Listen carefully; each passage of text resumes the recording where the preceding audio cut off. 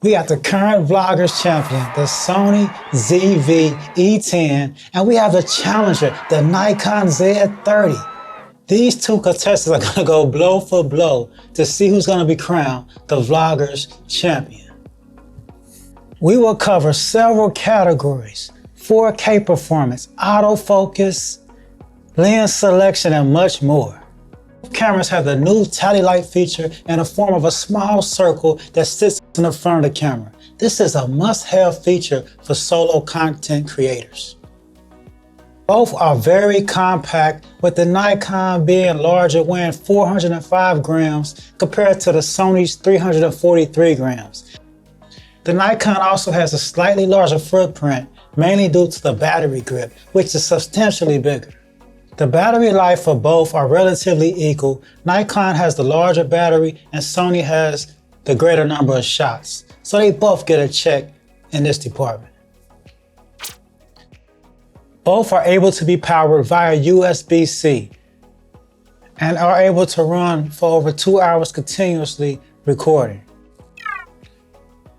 Both cameras have an integrated 3-inch high-definition screen. Sony has 900K dots compared to 1.04 million for the Nikon. Both are flexible, free-angle screens.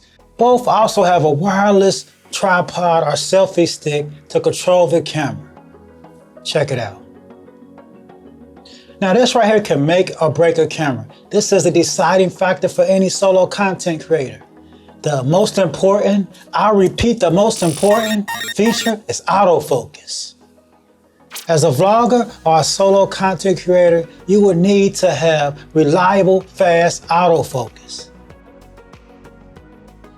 That's fast. Sony is the industry's leader with exceptional autofocus, fast and reliable. Nikon gets the job done, but it's a step or two behind Sony. Sony has 425 phase detection points compared to the 209 points of the Nikon. Sony's on-chip focusing system covers 84% of the sensor and is able to achieve fast autofocus in 0.02 seconds, extremely fast. Now on to the ergonomics. How does the camera feel in your hand? Which camera offers more functionality? Well, the Nikon destroys the Sony in this department. The Nikon has 2 dials with 3 U1 programmable buttons, compared to the Sony's 1 dial and 1 custom button. The Nikon also has the I button. The great thing about the I button is that you can customize each position with 35 different options in the stills mode and 23 different options in the movie mode. Sony is more of a point and shoot camera, and Nikon is more of the traditional camera. Nikon has a lot of customizations, so Nikon takes the check when it comes to the ergonomics. 4K performance is very similar between the two, but Nikon does get the edge because of the crop factor. Nikon does not crop, it's cropless. Sony has a 1.23 crop in 4K and a 1.14 crop in 1080 at anything above 60p. So you get the full range with the Nikon Z30.